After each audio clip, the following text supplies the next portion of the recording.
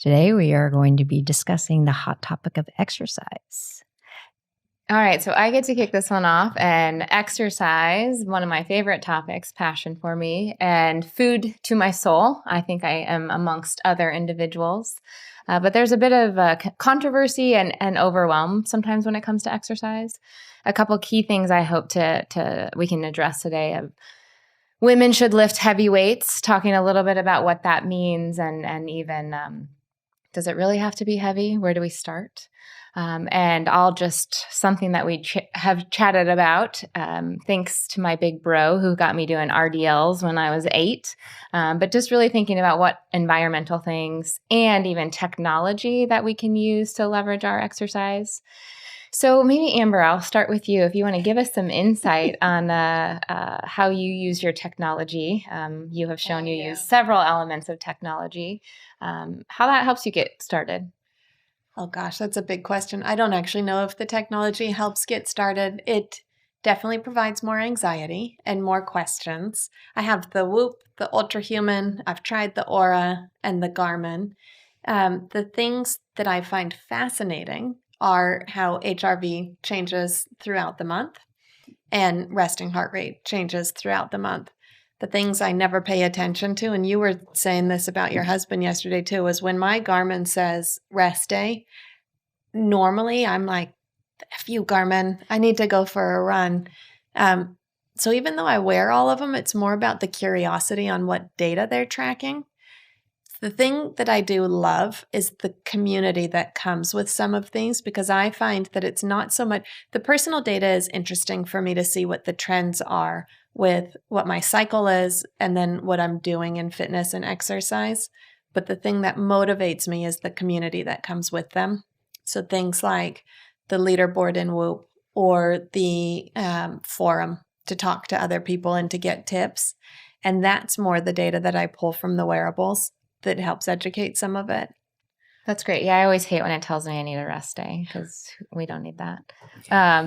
You don't need a rest day, or you don't need them telling you? Exactly. Every day I feel pretty crappy. Just do it anyway. Being machine-splained instead of man-splained. Yeah. Well, let's talk about that. So as a scientist, we add these wearables because they help with feasibility, but I'm not really sure what they tell us. And I know, Stacy, you've had some insight and worked with, used them when working with some of the athletes. Like, any insight on some of these wearables and what they're telling us? Well, I always question the algorithms because the algorithms aren't designed for women's physiology. Even though they say they are? Right. Because like the heart rate variability for a woman, when you're seeing it decrease because progesterone has been expressed and it changes your nervous system, people automatically in the algorithm, whoever written the algorithm, is like, oh, you're not recovered. But in actuality, you might be, because they're not comparing no progesterone phase to a progesterone phase. So when you start looking at the algorithms and understanding that the actual algorithms are not really based on female data, what is it really telling you? Well, so let me ask you this too. We talked a little bit about hormones last time. What if I have a wearable and then I start taking hormones? I mean, what do I do with that data? Then you have to track over time, because you don't know how those hormones are going to affect your autonomic nervous system, which is what HRV is based on, right? And the algorithms are tracking that in blood flow. Mm-hmm. So all of a sudden you're taking a higher estradiol, or you put on a patch or something like that, or your oral contraceptive pill has a different formulation of estrogen. It's going to affect your vasodilation and your blood flow capacities. So that's going to come out in as a different reading in your wearables. So if we're looking at it as tracking over time, and you can mark where you are changing your intake of things or travel, like whenever I'm transmeridian traveling across hemispheres, Whoop is always like, oh, you had a really good sleep last night, because it's taking 2 nights of sleep. And when you take those 2 nights of sleep, it really adds up to 1. And so it puts me in the green. And I was like, I am 19-hour time difference and I'm supposedly in the green. Like, that doesn't work. So there's so many different schematics within those algorithms that don't work. And I think people get so bought into, oh my gosh, it says red, I can't train today. And when I'm working with athletes, I don't have them wear wearables leading up to major competitions or the end of a major training block, because I don't want that outcome to be influenced by what they're reading from a digital wearable. Can I ask you guys this though? Because it tripped me up. My HRV a couple weeks ago was 170, and I thought that I could rule the world. I thought that I could, well, I will never be the next Gabby Reece because I don't know how to play volleyball or any of those sports, but I thought it was amazing. And then 2 weeks later, 60. Mm-hmm. Do you change your exercise as those numbers change? Or I look at it as how do you feel, right? So if you felt amazing at 170, go hit it hard. And if you felt amazing at 60, go hit it hard. Because again, you're tracking over time. And then it's like, when did your period come in that?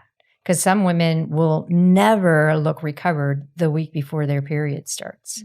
And that's just because the wearable is not picking up on the change of your natural responses to endogenous hormones. So this is where it brings it back to what we were talking about before, is you have to really understand how your body feels. And if you wake up and your HRV says 170, but you feel like shit, you're not going to go hard, even though it says maybe you can. So changing and tracking change seems to be important. I thought we would wait to talk about this, but it aligns. Something we were chatting about with was hormones and the impact on body composition and exercise performance. Gabrielle maybe giving us some insight of, integration of exercise and a lot of this noise around hormone therapy. With pleasure. Hormones change. Menopause comes. It's kind of like tax day, Christmas, I don't know, New Year's. It's coming. It just is. Yeah. The reality then becomes, what do you want to do about it? Do you decide that you want to go on hormone replacement? Do you feel as if you need to change your nutrition and lifestyle? I will say this, how you enter transitions in life will in part determine your feasibility and ease of those transitions. The fitter, the stronger you are, the better your body composition is going through these changes, great. But let's say you were super fit and amazing, and then all of a sudden you go through menopause, and maybe you remember in high school when you're on the Twinkie diet. I mean, maybe you guys were not on the Twinkie diet. Yeah, like tell me you ate perfectly in high school. No, I was in the days of eat. carbo loading. But right when you would, I was hanging out with ballerinas that didn't eat. Okay, well, for many of us, we would go to the local fast food restaurant for lunch off campus. It was such a big deal. If I ate like that now, it would not be ideal. It would not. You would be a a completely different person. I would be. It would be a completely different look. Let's just say that. But when you're young, there's a lot of anabolic drivers. We are very nutritionally flexible. It seems that there's a period of time where it's much easier to build muscle, although you can always build muscle, regardless of your age. The transition between diet and exercise somewhat changes. And here's what I mean by that. When you're young, like our young kids, they are much more driven by activity, and protein. Bolusing is much less important. Obviously, they need good nutrition, but then as we age, we go through menopause or menopause, which is not really a thing, but you know what I'm saying? Nutrition becomes really important, and also dialing in your training for the outcomes that you're looking for. We do, and I really, I try not to speak in absolutes. There seems to be a change in muscle. I don't know if it's aging. I don't know if it's a change in training with things like insulin sensitivity. Over time, it seems as if we become more insulin resistant. If, again, is it an aging phenomenon or is it a lack of activity phenomenon? But the original question was, what about hormones? Is hormone replacement therapy a treatment for body composition? No, it's not. Would hormone replacement therapy potentially have a role in protecting bone, heart, brain? Totally. Do we seem to sleep better when our progesterone levels are better than non-existent? Yes. All of these things play into the role of how you're going to go out and execute. Yeah. And so that's how I would think about that in terms of, again, what your belief systems are. Do you feel like there's this idea of, okay, we're going to do it all natural? You can totally do that, right? It's body autonomy. People get to choose. So I have to say also, when I think about this, coming into this, then it's like we never give the respect to the layers added into our lives as we do get older. So we say to ourselves in our inner talk, oh, it's because I'm older. It's like, well, no, because now you've added a practice and now you have 2 children and now you're running in 50 directions instead of 20 directions. And I think part of this thing that doesn't get measured is how we process stress and manage the extras, and also not attach. If I forget something at this time in my life, I'll go, oh, am I heading towards a cognitive dysfunction or some kind of, versus when I was 25, it's like, I forgot their name. And so I think the other part of this with the technology, though, is really checking yourself how susceptible you are to buying into some narrative. It's like, that's just how it is. You're getting older. It's like, well, no, that's how it is when you're spinning 50 plates, whether you're a male or a female. Mm-hmm. And then the stress that comes with that, and then the impact of the stress. I think sometimes that becomes this invisible variable that none of us can get our arms around to go, where do I put this so it doesn't take me down? And one way to summarize is to exercise. Yeah. I mean, the one thing you can do. That's my medicine. Right. Yeah. Right. Our medicine. I think a lot of people don't actually see it that way. It's a burden or it's hard to get started. And one thing to follow up with what Gabrielle said with aging and youth, can we define that? Meaning there's a lot of things that happen with age, but it does seem that things are accelerated, usually starting in your 30s. Meaning that it's really important to take the time to prioritize things like exercise in your health. We talk a lot about our 20s. Maybe I don't want to go back to my 20s, but the 30s and into the 40s, into the 50s of really prioritizing exercise can have a dramatic impact for the time menopause or menopause comes. And then I would follow that up by saying, in terms of what you guys have seen in your research, how do you give an exercise prescription? If you were going to say, okay, this is the bare minimum that you need to do to not be worse than yesterday. Not necessarily, we're not even talking about performance. We're talking about how do we maintain our physical functions? Does it always have to be harder? It kind of does, right? I mean, there has to be. So if, let's take Stacy. If Stacy's level is at a 9.5, then she needs to do 9 3/4 and a 10 of difficulty, I'm asking, to get that next benefit. Does it always have to be harder in a strategic way? Not harder, I beat myself up, I crushed my joints, just harder in a strategic, kind of thoughtful way. I mean, physiologically, no, it's all about consistency. Yes. So the more... This is good news. Well, and I mean, I think we are at an advantage and privilege of we've trained for many years. So now you don't have to put as much in to maintain. Now, if our goal is performance, a little bit different. So no, consistency is where I would start. So go back to your question of doing something if you haven't done anything. And if you do something every day, maybe a little bit harder or more volume. Yeah, I always look at training history. If someone's like, oh, I do this, and I'm like, okay, well, what's missing? And a lot of people are just doing way too much volume at not a good intensity. So if you can take the volume down and increase the intensity, making it harder but less volume, then they start to see change. And my question would be for the listener or for the viewer, what are things that you would recommend that is, okay, this is the outcome for our VO2 max, or this is the outcome for our muscular strength? You know, as exercise physiologists, which you guys are, what advice would you give to the general population? Bringing it back to the just starting to move. It's like, I always look at it, and I've explained this before, where you have 4 areas where we look at the mindfulness or the awareness of being present. You have sleep, you have physical activity, and you have nutrition.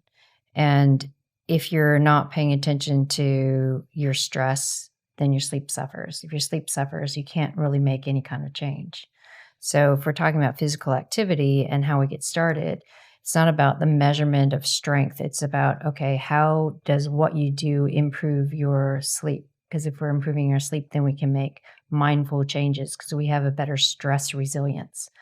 And I think this is where people are like, oh, we have to look at VO2 max. From a lab point of view, I always look at VO2 max as quantifying participants. are we at the same fitness level? And now what's out there is everyone needs to boost their VO2 because there's some evidence to show the higher VO2, then the more resilient you are to stress, so the better that you live.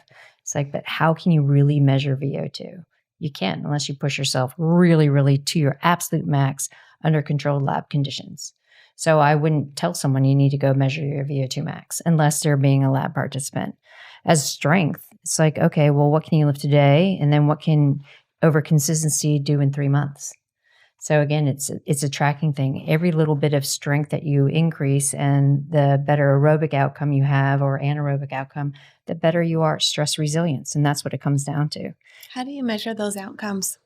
Aerobic and anaerobic outcomes? Oh, you can do a basic time trial on the treadmill, right? You can see, okay, what's my 5K pace? And it could be walking, it could be running, or what's my gradient? How high can I go before I tap out?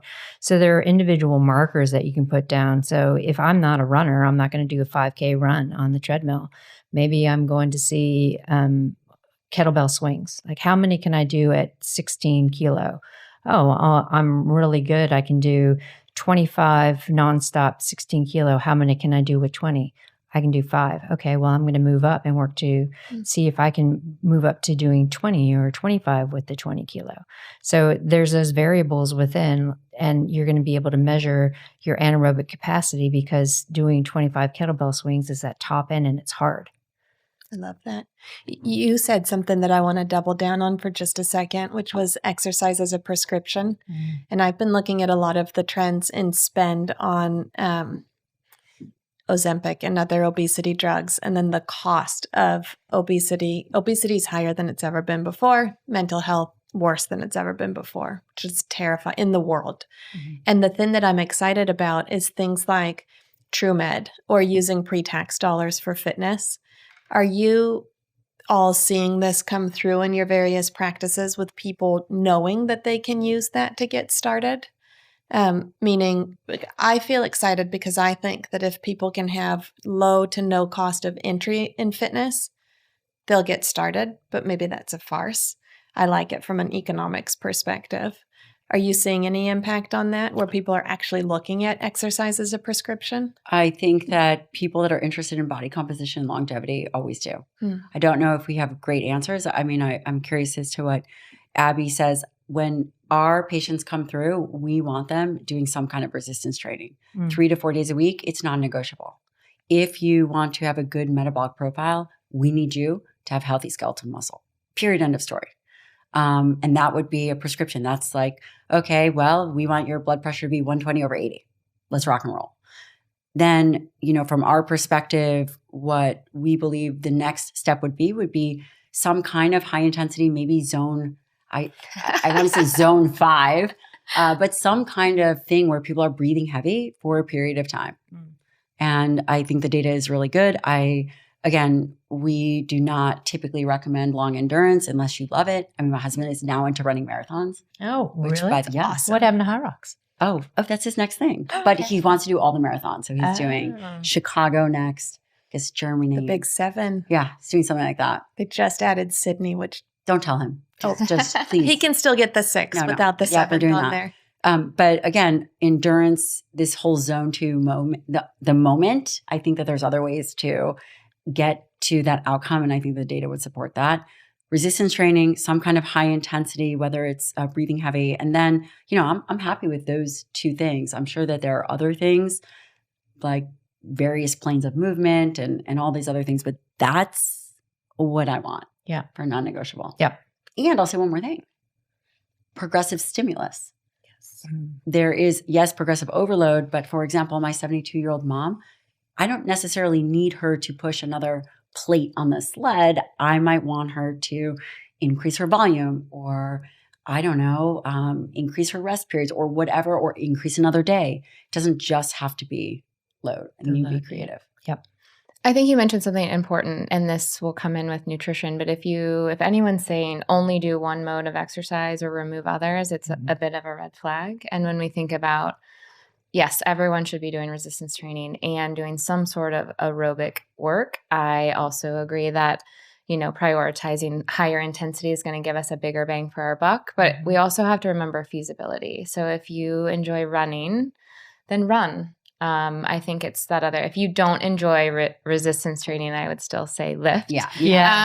Because Learn to love it. well, and I mean, have you ever done a workout and said, "Oh, I wish I didn't do that"? Yes, I think that I probably have. Probably because you Totally threw up have. after. Yeah. Completely. Yes. And what you realize too on all of this is that no matter what you're going to do, with the exception of running, because I think a lot of times it's people's alone time, they get to huff and puff, they're outside typically, so they're in commune with nature. I think there's so many things that are impacting runners that they don't realize that are impacting them. But as somebody, for example, who I don't want to run a long distance anymore, I've done enough. Nor do you have to. And my lever, I have a fake knee. It's like there's a whole bunch of things. And it's understanding, okay, there's ways to huff and puff for a long period of time, not doing that. But ultimately, a lot of you can get it done on your own. But I'm still going to go out on a limb and say that each of us still has an ally, or you recruit allies. Like, hey, there's days you have to do it alone. But if you're just starting, you're never going to work as hard when you are alone, and you're never going to really push it. So I think on that, no matter who you are, you still have to have that community, even if it's just someone in the space with you. I think that's what can be good about a gym. Yeah. If you go into the gym by yourself, but there's people around you kind of working hard, you think, man, I don't have it, but they're doing it. I'm going to do it. I'm going to represent myself, even if you have to use ego. I'm going to represent myself well and show up here and do it. But it's that reminder. People think that they can do this in an isolated way. And there's very few that can really do it alone. And so in that, no matter what you're measuring or gamifying, unless you are a real serious runner, I think you meet people at the gym, you have someone eyes on you when I don't train by myself. Right. Unless I absolutely have to. So let me ask, because I feel like, so I unfortunately trained by myself for way too long. You're like an anomaly. No, though, but I Abbie. think I'm thinking part of this collective, right? So we inspire others. Like, you don't have to be in the same place, but I think you can do that too by, like, I'd like to know what you do for your training as a former elite athlete. What do you do now? I do, when I can get in the pool 3 days a week of a pretty rigorous ballistic training, but it's in water, in deep water. So I can be explosive and not crush myself. It also creates an environment where I can do a lot of hypoxia training. So the other interesting thing for me about water, and I know a lot of people don't have a great relationship with water. I coach a lot of people in water. I've seen a lot of things, is the most objective feedback that you're going to get. Because there's environments, there's drills in the water that the only difference of me getting there and back with no breath is this. It's the width of my eyes. It's the amount of tension of holding your dumbbell. So it's so nuanced, but it's always objective. It's not like, I really like Stacy, so I'm going to give her, good job. It's like, hey, this is where you're at. So I like that environment for that. It is very stressful. But yet not so physically. So I get to tap into the human organism. And then I do a form of HIIT training 3 days a week. So I'm, jumping off and getting some impact, lifting some weight, working on one leg, trying to be fatigued and then coordinated. And that's pretty much all I have time for, realistically. So I think people think like you said it earlier, you have to kill yourself. Yes, there's kind of pockets in there that, man, you got to be like, whoa, that's hard. And then it's really about being thoughtful and creating something that you can get done.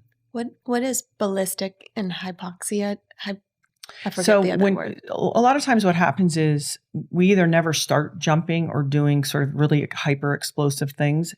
And as we get older, we have less opportunity, whether it's the environments we're in or whatever. And then it hurts. So we stay away from it. And so for me, this is a really important part. It's like why they like resistance training. Being explosive, these are connected and intertwined. And so jumping and moving in this way, but it's hard. It is hard on land. And so that's why I like the water. It's an adaptation to how do I do this till I'm 80, 90 and beyond. And also, people getting it done is definitely one part of it. But sometimes being in a different environment that makes you feel good while you're doing it. So that's why, like when you're running and looking at trees or, going on your mountain bike and you're seeing all the rocks and doing that, this has an impact on our system that is hard to quantify, but it's so real. So the water, also the blue, I can go down 11, 12 feet and I look up and I'm surrounded by water. It's pretty interesting on the system. There's something you said too. There's a really important functional outcome that happens as we age. We lose our type 2 muscle fibers, those inability to kind of attract those larger motor units that you get from that type of training, which is really important for just quality of life, being able to move, prevent a fall. And so, for And brain health. Yeah. But so like for those of us like that like to run, you also need to do some of that explosive work just for longevity, health, fall prevention, mental health. Yeah. I think that's where the community comes in too. Because like Stacy led a crazy 2-hour weightlifting session yesterday, which was absolutely amazing. But I wouldn't have done that without a partner or a community or a recommendation. And I like that. I had one question on that though, because we were talking about this walking out of the gym where I said, I feel like I have more confidence than I've had in weeks. And it was just after tons of weights. And you said that there were some differences in that. Yeah, because when we look at resistance training, the whole action of the nervous system is involved in a way that isn't when you're doing metabolic, like aerobic type work. So if we're looking at resistance training and creating a stimulus of neural pathways and what we call neuroplasticity, where the brain's learning these pathways or learning how to recruit more fibers for muscle contraction, it creates an environment in the brain where we have an increase in dopamine and serotonin. Because it's like, oh, I'm under stress, but I need to do this. So how do I counter that incredible amount of stress in the brain? So when people leave and they've worked really hard from a central nervous system standpoint, they don't feel that same complete exhaustion that you get from a high intensity interval training or a really long run, because it's not as metabolically taxing, but you feel that elation and that I can do this because one, you've pumped up all your muscles. So you have that part of you, I feel swole. But the other part is the aspect it has on the physiological responses of the brain and how the brain is changing to encounter that stress. And this is why I'm talking about like brain health. Not only is it mental health, but when we're looking at increasing the neuroplasticity, increasing lactate production that women need for brain metabolism, those are two key things for attenuating Alzheimer's and dementia. And so when we're looking at what are we doing for exercise, yeah, we can talk about how physiologically it makes us feel or look better. But for me, it's about brain health and looking at how can I improve the utilization of everything around and in the brain. And that's the strength training component.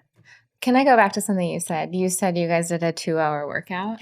We Maybe need that's to why quantify. my guns don't look like yours. We'll quantify it. The Doubled first up. was some TRX stuff, and we misinterpreted the workout.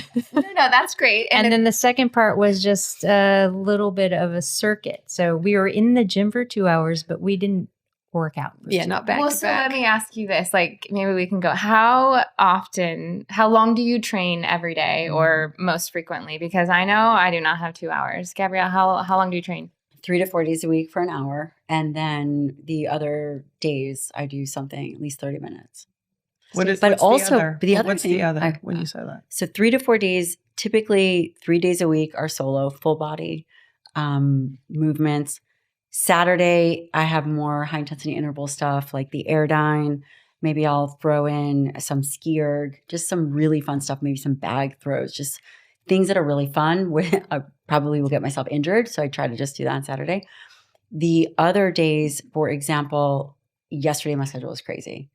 I did 30 minutes of cardiovascular activity. But I will also say that I incorporate physical movement into my day. What does that mean? When my kids come home or we're at home, we're doing yoga together, we're playing with kettlebells, we're doing things that are in motion. It's not this isolation. This is exercise and this is life. Mhm. I think that's exactly. super hey, important. Yeah. Yeah, we're going to So go important. walk. I don't know. Maybe we'll throw on a weight vest. Maybe we'll go do something. If it looks ridiculous, we'll probably do it because it's just fun. We're going to have to come back to the weight vest. I know the girls want to talk about the weight vest. Yeah. You want to? No, I did everything. Yeah, but still, I want to hear Yeah. how long do you train every day? So when I'm at home, super busy. Yeah. Right. So Monday, Wednesday, Thursday is all strength training. So I go to a class that's strength development, and that's kind of my people. And then Friday is a metabolic conditioning. And then Saturday is usually a long, really slow gravel ride or mountain bike ride. And then Sunday is arbitrary. So those strength classes usually about an hour? Yeah. Okay. Yeah. And I'm curious, are you doing more high intensity, or are you doing squats, or how are you loading yourself? How's it structured? Yeah. So I was looking at yesterday's program, and we had 3x5 and 2x6 for squats. So is it CrossFit-ish? No. Okay. It's in a box type gym, like Mhm. it's in a functional fitness place, but it is about proper strength training and periodization. And so you have the major focus of squats, and then you have 2 separate workouts that complement what you've done. So all up, you might finish with a high intensity 30-second on, 1 minute off kind of thing, or maybe it's 6 minutes, as many rounds as possible of 3 different exercises. So it's a full strength focus, and then it finishes with a little high intensity work. I'm glad I asked, and I'm sure you guys were all thinking that, because in my mind, I'm thinking, okay, is it Orange Theory? Is this No. right? See, and I knew it wasn't going to be. And I think it's important, because I'd love for you guys to speak on the idea. Do we, and I don't want to open up a can of worms, but I think that it's the listener need and the viewer needs to understand. Do women have to, or men have to, lift heavy, versus could they, as long as their volume was good? Let's say they don't want to lift heavy, but they want to put on muscle. Could they lift lighter, not hurt It's themselves? age dependent. We see, like, in younger women, I'd say you can get away with almost anything. You can play around. But as we get older and we have more of that anabolic resistance, you can look in, I know we've talked about science previously, but if you lift a failure, you'll get some hyperplasia, so you'll increase your lean mass, but it's not strong. Whereas if you're working specifically on strength, you're going to get that central nervous system and that strength response and some lean mass growth. So if we're talking about bang for buck, I'm always pushing women to lift heavier and lower volume, because you're going to get both. Whereas if you're doing to fatigue, yes, you're going to increase lean mass, but it's not a strength component that you want. Have you also found that? I would say, yeah. I mean, we think about it maybe a slightly different. It for muscle mass, it does include some volume that's required, and some people can't lift heavy every single day. And what does that mean? So, even integrating a heavier day with some volume more frequently, or periodizing it a little bit, is important regardless of age.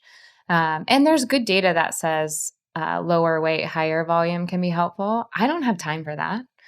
Some people don't, and we have to worry about joint on the same opposite end of lifting heavy. Sometimes lifting heavy, if you do it incorrectly, can cause some back injury, etc. So I know as a scientist, I really want to define what is heavy and what's that minimum threshold. I do think it will depend on someone's training age and how long they've been lifting and experience, but also helping to not do the exact same thing every time. Like that load and variability can be really helpful. Yeah. I often, I get questions about that all the time, because I'm notorious of saying lift heavy shit.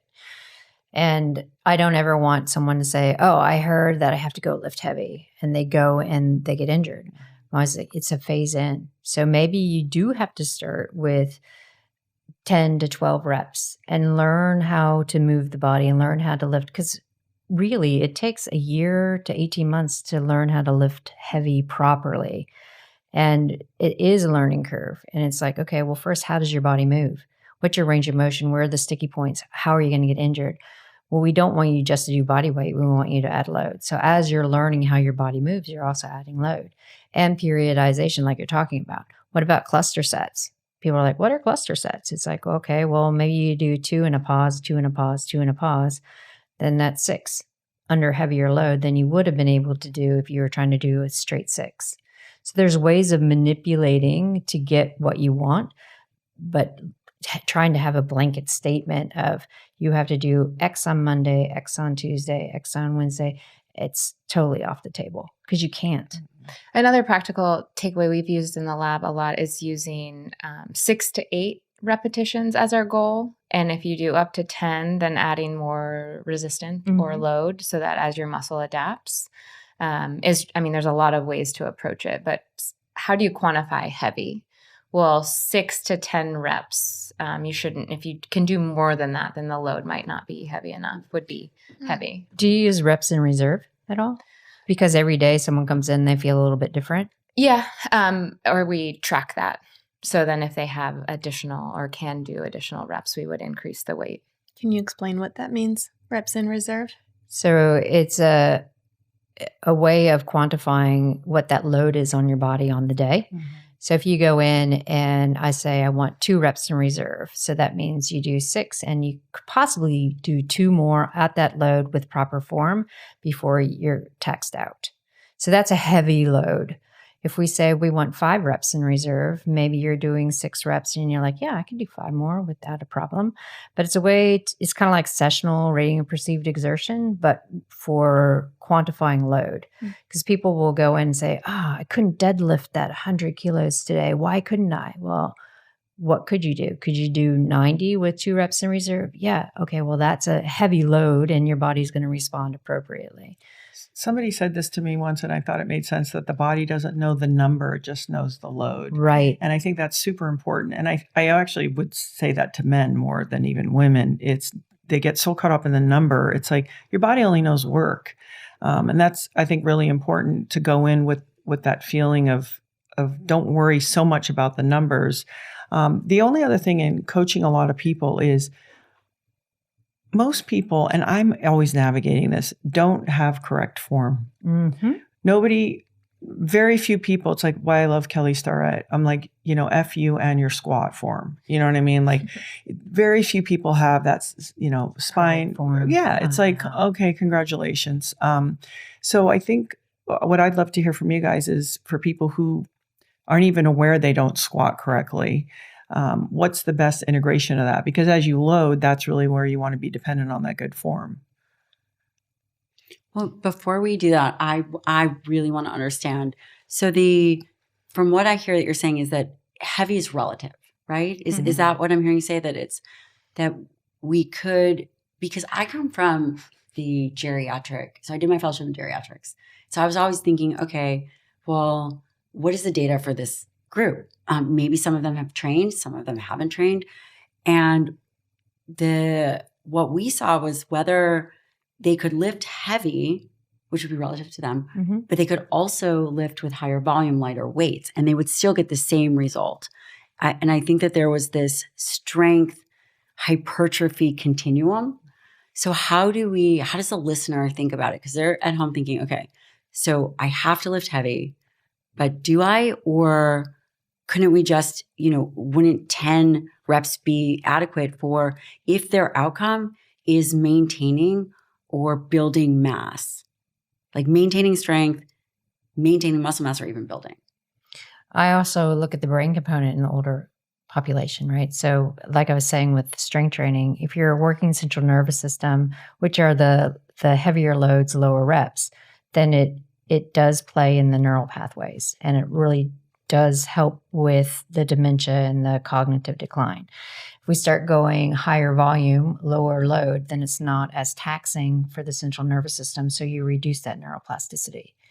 So if we're looking at what are the outcomes, yes, we want mass, but for older individuals, it's so important now with cognitive function that if we start implementing a dual aspect of the exercise to improve the neural capacity and the neuroplasticity, as well as developing the strength, then I'm always going, okay, let's go to the heavier weight, lower load, because I want that central nervous system response.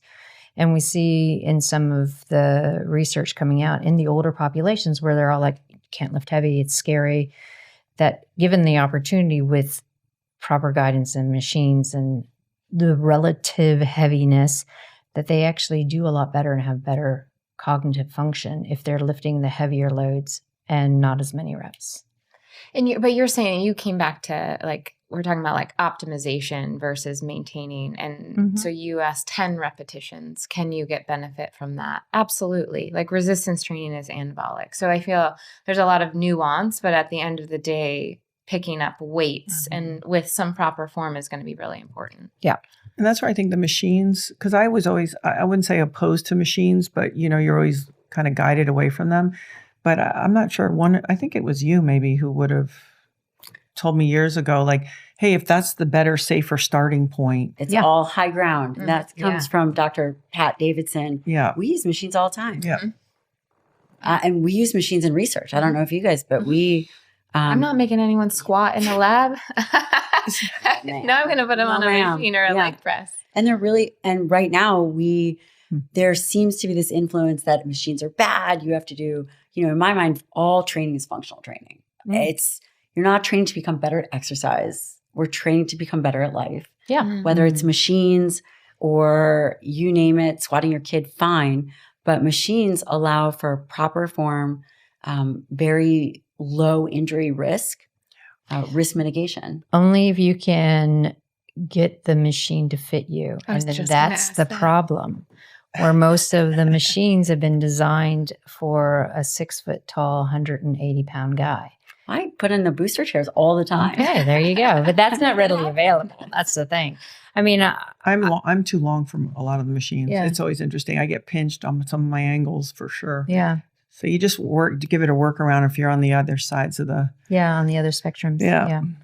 I mean, I've said this before. It's like I'm not a huge fan of Planet Fitness, but I am a fan of the fact that it's a low barrier to entry because the cost is low and they have machines. There's no real free, whether they have dumbbells, but there's no lifting platforms. They might have a Smith machine, might not. But it's allowing people to get in and experience resistance training in a very safe gym environment, which then opens up the doors to, if they are interested, to move forward in that resistance training. But I like the gym analogy and the gym piece too, because you can ask people to help. Hopefully people there's ask. so many people that want to tell you what to do in a gym. Yeah. There's Sometimes so many it's coaches. the wrong people. Yeah. Well, that's why I like working out with a buddy. It almost feels like a play date at the gym Oh, a little bit. Yeah. But I do think it's important to ask, and ideally ask someone who works there how to use it. Because to your point, there's a lot of people who want to tell you what to do, and they might not always be right. But my son would kill also me for sharing this, but his buddy just flew off backwards off of a row machine because he didn't know how to use it. All he had to do was ask, and it would have been way safer. It will and never he would happen have- again. Is that, Yeah, no, it will never. Is that a 15-year-old boy? Yes. Yeah, I think that explains a lot. Well, like my daughter's experience now, like she's seen me and strength training, and she's always like, I want to be strong. And she's not, well, she's strong, but she's not that way inclined to be in doing stuff. But for a work project, I have her now enrolled into a strength training program that's being coached by one of my friends that she idolizes, as well as another girl who's very similar with sport. She came back from the first session fizzing. Oh, I love it. It's so fun because I got to work out with a friend. Yeah. And it's the community thing. It's the friend part. I was just going to say that. Did you guys hear Dr. Stacy Sims and Dr. Gabrielle Lyon pay someone to help work them out, which I think is really important, even when you know what to do. It's that community. Absolutely. Yeah. And speaking of paying for things, something that would be helpful is to pay someone for some guidance. You mentioned you use a weighted vest. I feel like everyone is buying those things right now. I use weighted everything, so that's not. I know. If I can find weighted clothing. You better Yes. believe I'd wear that. Yes, They and have you those workout I, clothes I, at the I beach. have it. I'm not joking. I have that too. you're also a little different. Oh, So what would you tell your patients to first step buy a weighted vest? No, I mean the first step would be.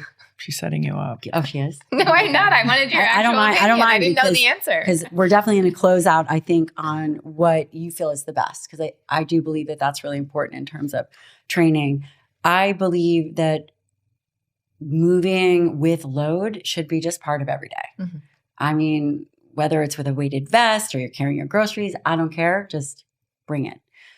The first thing that I would tell someone to do is you have to resistance train. A weighted vest is not going to do what we need it to do. Just like, by the way, people hate when I say this, walking isn't going to do it either. Right. Yeah. Walking will maintain your type 1 muscle fiber, but It doesn't invoke it's change. nothing for what we are looking at for aging. That doesn't mean to say walking is bad, but is it going to maintain the mass that you need, the strength that you need? It's not. Mhm. Now, but yes, please buy me weighted vests in all different colors. I will take them. I will take rucksacks. To close this out, what do you feel if you were to give a recommendation for the general population for exercise, for the beginner, and the continuum training? What does that look like? I mean, I would start with do anything that will help you prioritize exercise. And maybe that's paying for a class or a personal trainer, figuring out a way to add it into your day to day. And then there's lots of approaches, but definitely add some resistance training. Does that mean you have to pay for a gym membership or someone to teach you how to squat? Maybe. And then adding in some sort of aerobic exercise, usually intensity. I would ask yourself, are you breathing heavy and are you sweating? And if you're not, you probably need to do that. And one final question. Do you care about the lifts? Should it be full body? Should it be sprinting for high intensity? Can it be airdyne? Take me through kind of the actual movements for the resistance training component. So this is just one view, one opinion. I mean, it doesn't really matter. I would say if you can get the larger muscle groups, that's what you want to do. And you can do that in a lot of ways. So arguably, full body is the biggest bang for your buck. If you only can train a couple of days a week, then that's what I would recommend. And the high intensity interval training, do you care if it's jump ropes? I don't know, sprinting. I don't sprint. No, Airdyne. Myself, airdyne. Airdyne. Anything that will motivate you or get you. Challenge you. Uh-huh. Yeah. Absolutely. What's the guy gentleman? He does the jump rope, but he has a system where he actually has just handles for people who don't know how to jump rope because it gets you to shift your weight and coordinate your patterns. So there's some interesting tools out there if you want to start jumping rope.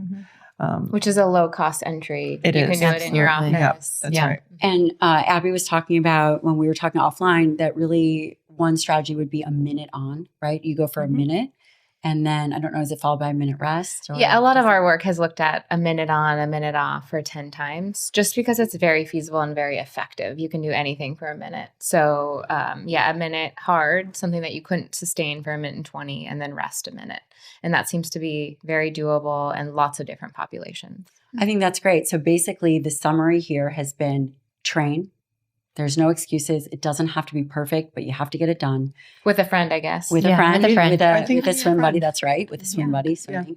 And making sure that you're doing resistance training 3 to 4 days a week. Doesn't matter how. Can I ask you one last thing to put in this wrap up? And this is for you as well. A lot of times you'll hear, we've talked about this, when you're a young woman, it's better to work on skills before loading up. What age is it like a decent starting point to start to really explore adding load and lifting? And I know it's going to, change 1 year or two. And if you have athletes, they have to do what they have to do. But in general, when is a kind of a safe time to start loading up the body, and for a male and for a female? For a girl, we see so many biomechanical and physiological changes that occur at puberty. I mean, it starts at around 8 years old. And no one tells us about how girls' bodies change, which is a reason why girls drop out of sport. Because they feel ungainly. All of a sudden, their arms and legs are a lot longer. They're putting on body fat. They can't run as fast. They can't do the monkey bars. So I really try to implement, quote, functional, but kind of functional training where they're relearning how to move in their new bodies. And maybe that's with resistance bands. Maybe it's with a dumbbell. Maybe it's just body weight. But as they start to learn how to move in their new body, then you can start adding load. And again, it's individual. Age and maturity is very individual. For little boys and boys going through puberty, they don't have the same biomechanical changes. So you're adding load as maturity dictates. Great. I mean, I am not an expert in any kind of pediatric training at all, but I will tell you what, for our kids, we let them pick up heavy weights, heavy relative to them. Is their form great? No, but they seem to be very pliable, and I would rather have them, they're going to know what to do. I mean, I believe, and as far as sports go, we have them in jiu-jitsu, 3 and 5. Perfect. 5-year-old's good. 3-year-old, not so much, but he'll get there. And that way they're just figuring out how to move their body.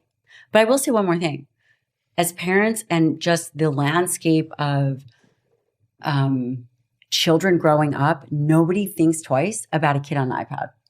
I eating know. Doritos No, or that's any other stuff. But then when heartbreaking. you let your kid work out, you think, oh my gosh, I cannot believe you're going to stunt that kid's growth. I'm like, my kids are going to be short anyway, but you know, But it goes back to your question. it's There an- is no too young of an age. Yeah. Right. Yeah. Mhm. It's Right. just all perspective. And Mhm. humans are really interesting. When we hear a narrative over and over again, it becomes truth, Mhm. whether it is or not. Mhm. So Yeah. Don't allow kids to strength train until they're 16 because you'll affect their growth plates. Really? Where's the research for that? Like, there's so many of those myths. There isn't any, to be clear. There is not. There isn't. Yeah. well, thank you ladies so much. I know that this is going to be invaluable for the